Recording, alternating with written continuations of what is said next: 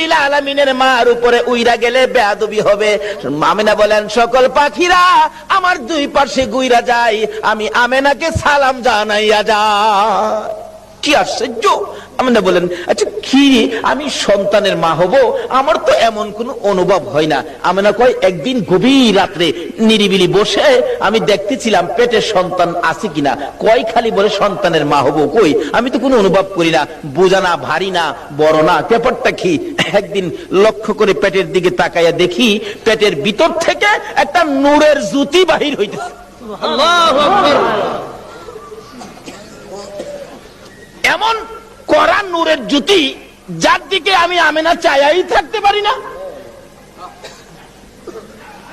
তখন থেকে মা আমেনা টেনশন করতেছেন, কবে জানি সন্তান ভূমিষ্ঠ হয়, কবে জানি সন্তান আসে, কবে জানি আমার সন্তান দুনিয়ার তার শিবানে।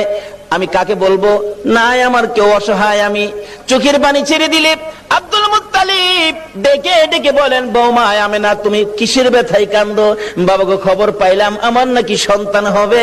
ও বাবা, আমার যে কেউ নাই, কে আমার পাশে থাকবে? সঙ্গে সঙ্গে আব্দুল মুত্তালিব নিজের দাসী উম্মে আইমানকে পাঠাইয়া দিলেন, আমেনার সাথে সাথে থাকো।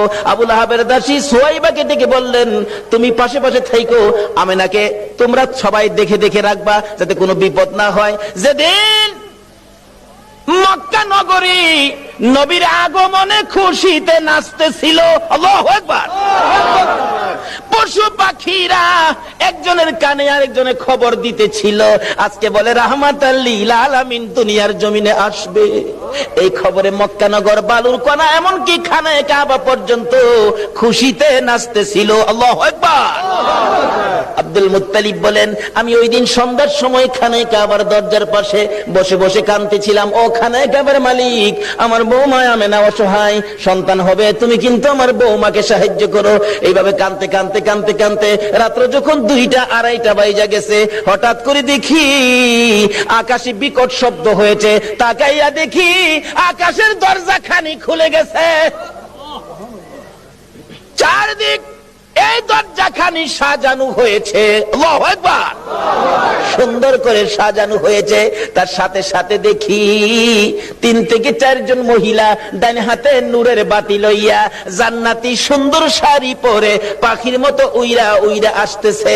আব্দুল মুত্তালিব বলেন, আমি শুনি তারা আসতেছে আর বলতেছে একজন আরেকজনকে, চলো আমরা আমেনার ঘরে যাই, আজকে রাহমাতাল লিল আলামিন দুনিয়ার জমিনে আসবে, আজকে মুহাম্মাদুর রাসূলুল্লাহ দুনিয়ার জমিনে